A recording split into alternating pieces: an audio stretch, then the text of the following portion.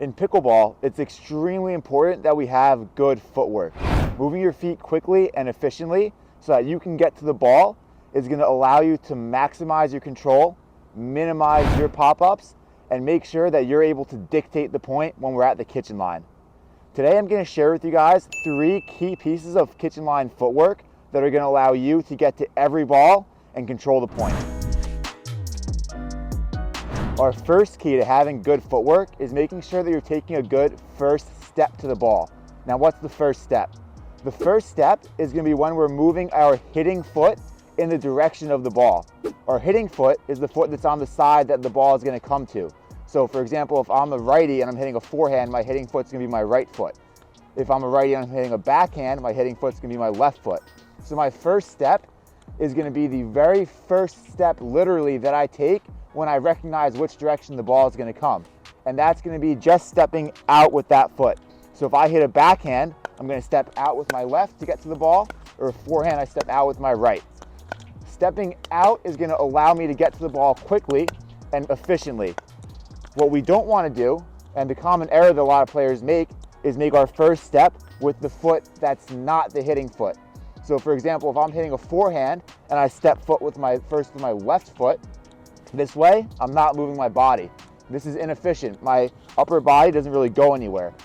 But if I move out with my right foot, my whole body moves. I can shift towards the ball. So after we take that first step, then we want to shuffle with our other foot. So if I step out first with my left foot, then I'm going to follow it up with my right foot. And I can slide towards the ball like a crab this way. Same way, if I'm going to the right side for my forehand, I step out with my right, then I follow it up with the left. So when I'm moving side to side at the kitchen line, that's how I'm going to move. I'm going to move 1, 2 towards the ball this way. So if I'm going back and forth, I'm always going to shuffle with both feet, making sure that I'm taking that first step with that foot that's in the direction the ball is coming towards. The second piece of footwork that we want to make sure we're using at the kitchen line is called a drop step. So this is where we're going to move our foot back and pivot to give ourselves more room to hit the ball. We're going to be using the drop step when we get pulled wide and deep. So if the ball is coming deep to the back corners of my box, so if I'm coming to this corner over here or this corner towards the middle, that's where I'm going to use my drop step. If I try to hit the ball out of the air from that position, I'm reaching and I'm out of position, but the drop step allows me to get behind the ball and give myself time to then swing through it, follow through, and return back to my ready position.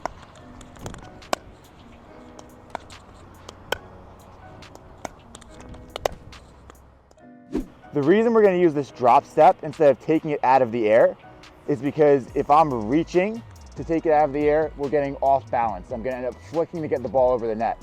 What we want to be careful of is if I don't have to move out wide to get to the ball, I do want to take it out of the air. So if the ball is coming right to me, I'm not going to back up off the kitchen line to hit it right here.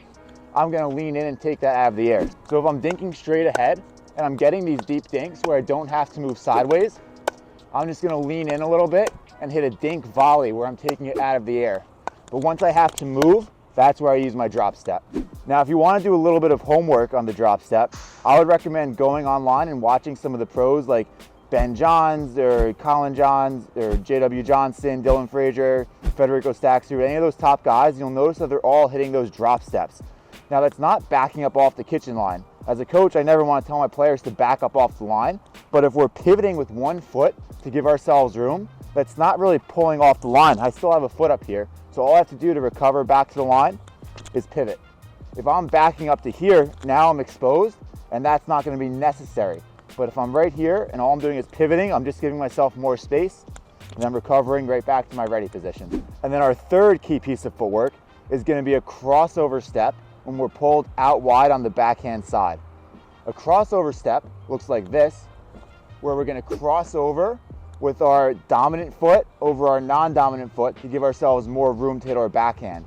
Note that we're not going to do this on the forehand side, only the backhand side. And the reason why we want to do it on the backhand side is because it's going to bring our dominant shoulder over towards where the ball is. So if I step over, I'm a righty, so if I step over with my right foot and I cross over, now my right shoulder and my paddle in that one step are all the way out to the sideline. If I were to do that on my forehand side, it wouldn't really do anything, because if I cross over with my left to my right, I'm just pulling my shoulder back in the other direction. So we're really only going to use this on the backhand side. And we're only gonna use this one when we're pulled out really wide. Once I get the ball all the way out towards the sideline, instead of shuffling over and using that drop step, I might want to use a crossover step because it's going to be a little bit faster. And I can come here, get behind the ball, hit, and then recover. So it will look a little bit something like this.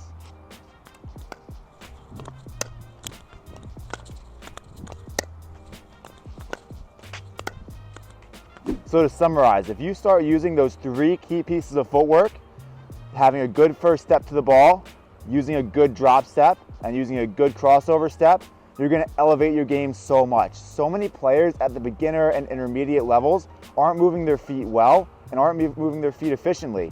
If you're just standing there, or if you're taking too many crazy steps all over the place, you're not going to get set up for the ball. You want to be efficient with it. So you want to use a couple steps that are very deliberate, and that's going to help you get set up. That's going to help you maintain control and dictate the point. I would really encourage you guys for the footwork to watch the pros, watch how they move their feet. And one of the reasons why players come to me and say, well, the pros don't look like they're moving their feet that fast. They're not taking that many steps. Yeah, they're not taking a ton of steps because they're very deliberate with where they put their feet.